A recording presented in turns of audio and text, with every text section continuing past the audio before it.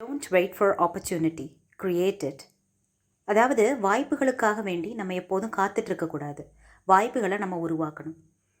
சில பேருக்கு ஆங்கிலம் ஓரளவுக்கு தெரியும். யாராவது பேசுனாங்கன்னா நல்லாவே புரியும். மெனக்கிட்ட நிறைய வெக்காபுலரிஸ் கற்று வச்சுருப்பாங்க. பட் யாராவது அவங்கள்ட்ட கொஸ்டின் ஷூட் பண்ணும்போது மட்டும் ஆன்சர் ஃப்ரேம் பண்ண தெரியாது. அதாவது ஒரு சென்டென்ஸ் ஃபார்மேஷன் பண்ண தெரியாது. கொஞ்சம் பதட்டப்படுவாங்க. இதை எப்படி ஃபிக்ஸ் பண்ணலாம்? ஃபஸ்ட்டு நம்ம வெக்காபுலரிஸ் கற்றுக்கிறதுல, அதாவது வேர்ட்ஸ் நிறைய கற்று வச்சுட்ருக்கிறத கொஞ்சம் ஸ்டாப் பண்ணிவிட்டு கற்றுட்ருக்க வேர்ட்ஸை எப்படி சென்டென்ஸாக ஃப்ரேம் பண்ணுறது, அதாவது ஒரு வேர்டில் எப்படி டிஃப்ரெண்ட் டைப் ஆஃப் சென்டென்சஸ் உருவாக்குறது, எந்தெந்த சுச்சுவேஷனில் என்ன மாதிரியான சென்டென்ஸ் அந்த கற்றுட்ருக்க வேர்டை அலோகேட் பண்ணுறது அப்படிங்கிறத நம்ம கற்றுட்ருக்கணும். So for example I can say ஸ்வாம்ப்ட்.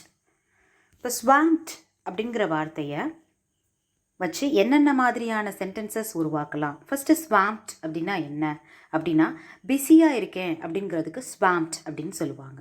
ஸ்வாம்ப்ட் which means drowning or flooding.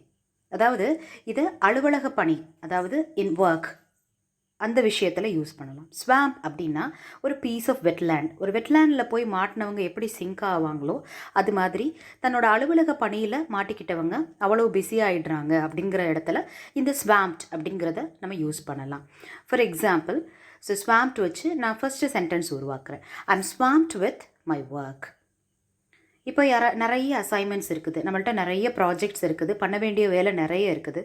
நம்மளோட ஃப்ரெண்ட் வந்து நம்மளை வெளியில் கூப்பிடுறாங்க, ஒரு பார்ட்டிக்கோ ஒரு சினிமாவுக்கோ கூப்பிடுறாங்க. அப்போ நம்ம என்ன சொல்லலாம் அவங்கள்ட்ட அப்படின்னா, I'm so sorry but I'm swamped with my work. இல்லாட்டி simply I'm ஸ்வாம்ப்ட்.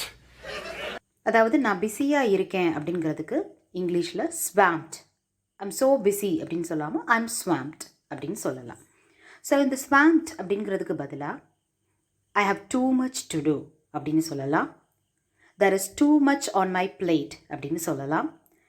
I'm drowning at my work அப்படின்னு சொல்லலாம். இல்லை I deluged with assignments அப்படின்னு சொல்லலாம். ஸோ ஒரு வேர்டை வச்சு எப்படி டிஃப்ரெண்ட்டான சென்டென்ஸ் உருவாக்குறது அப்படிங்கிறத ஃபர்ஸ்ட் நம்ம கற்றுக்கணும். தொடர்வோம். நன்றி.